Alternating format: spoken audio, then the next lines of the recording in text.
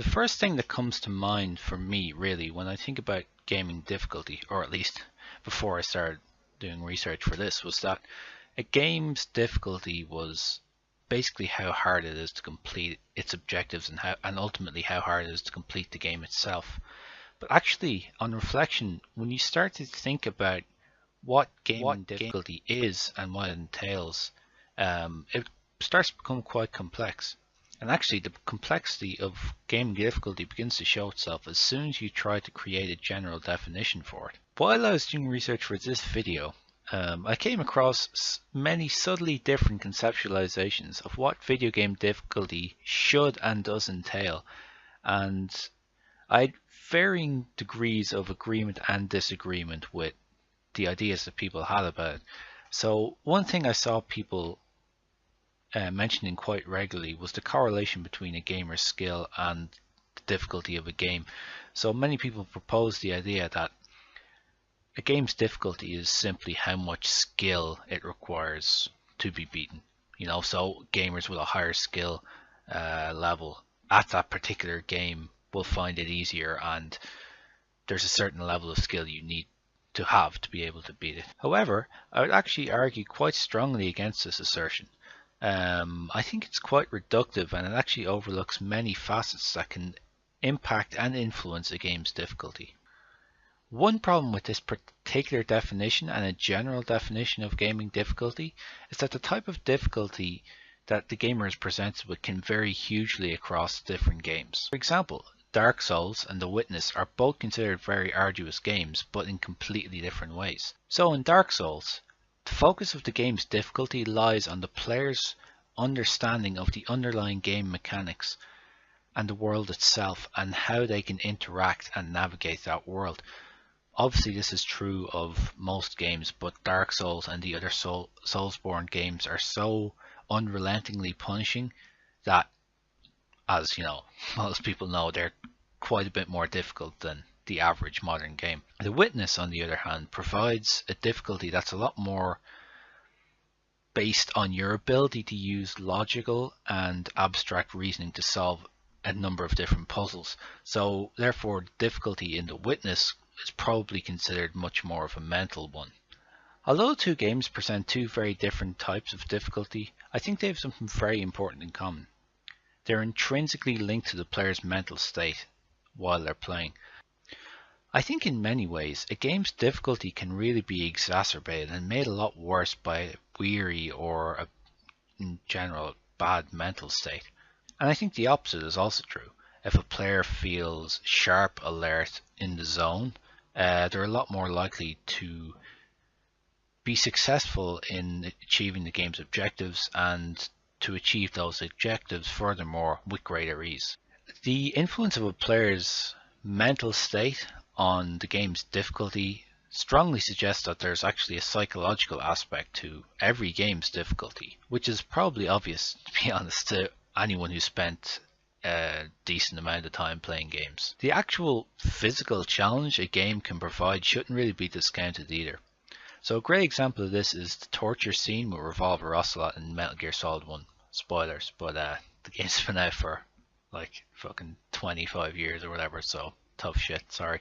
But anyway, so this torture scene, Snake's being tortured and you're required to tap a button as fast as you can to prevent him from giving up. And this is actually something that has really major ramifications for the story and the ending you get. So the ending you get will be completely different depending on how you do in this particular part.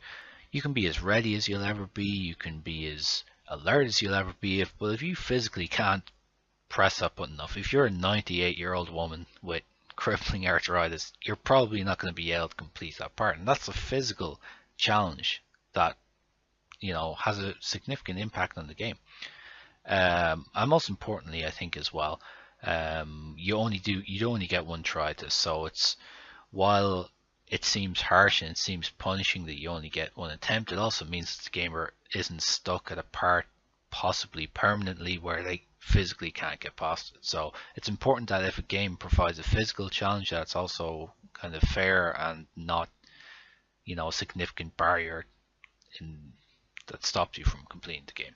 Okay, so if gaming difficulty is this kind of complex idea that has a psychological aspect, a physical aspect, and even more. What can be considered as good difficulty? So like what's good? What makes a game have a good difficulty and what makes a game have bad difficulty? Despite like what I'm saying, despite the idea that gaming difficulty is like a really complex idea, I think good gaming difficulty boils down to one simple idea. Whether it's fair or not. If you're dying or if you're repeatedly failing a stage and it's your fault, it's probably fair. If you're dying over and over, repeatedly failing, or even a handful of times if you die and or you're failing the objectives and you think it's because of factors completely out of your control, and like bad AI or a really unfair boss battle, it's probably not fair. Nowadays, people often refer to really, really, really difficult games as NES difficult, which is like a hat tip to the NES era, which it was and still is generally regarded as having some of the most difficult games of all time. But games on the NES aren't simply difficult just because you require godly amounts of skill or endless patience. They're difficult because a lot of times they're just unfair. Like if you think of parts like in the first Ninja Gaiden, some of them are near impossible to beat unless you can glitch out enemies or unless you happen to have a certain item and then don't die because you can't get the item again. Like stuff like that's bullshit. That's not fair. But then you have, in my opinion, on the other end of the scale, a game that I've played, Team Meat Super Meat Boy, which is extremely difficult, bar a couple of really, really rare glitches. I'm talking like twice or three times, like how many levels? Tens of thousands. Basically every single death was my fault, and that's because the game's mechanics are so tight and they're so responsive, and if you die it's your fault essentially. So that's good difficulty, that's fair difficulty in my opinion. I think good difficulty also means that a game has to become incrementally more difficult as time goes on. So in general, games that become easier as they go and provide less of a challenge the further you get into the game can lose the gamer's interest a lot, especially if the challenge is part of the reason why the person is playing, which obviously with video games it usually is. The rate at which a game's difficulty changes is known as the game's learning curve. So if the difficulty is ramped up really fast at the start, then it's described as having a steep learning curve. In general, if a game is a steep learning curve, a lot of times this will happen with online games, especially because you're coming up against players who've played it for a lot longer than you have. You're kind of required to get good and get good quickly. So creating an online game that's balanced, fair, and incremental is a lot more difficult because there are a lot more factors at play. So oftentimes, an online game's difficulty is heavily mediated by the relative skill levels of gamers to each other. So in a way, it can often be out of the developer's hands. It's also really important how much of an effort the developers make to balance the game. That can be quite tricky too. How do you balance people who've been playing game for a long time against people who've only started? Do you do that? Do you put people who've been playing for 400 hours against people who've been playing for 4? Or how do you do? There are a lot of things to think about. But underlying all that are then a number of mechanical factors, which, to be fair to developers, you probably don't really know how it's going to go until the game is out. So like some of these factors include the quality of the maps, how balanced the guns are, for example, if you're talking about an online FPS, and how easy it is for an individual or a team to cheat or be cheap. So like to abuse a certain weapon, to spawn camp, all that type of stuff.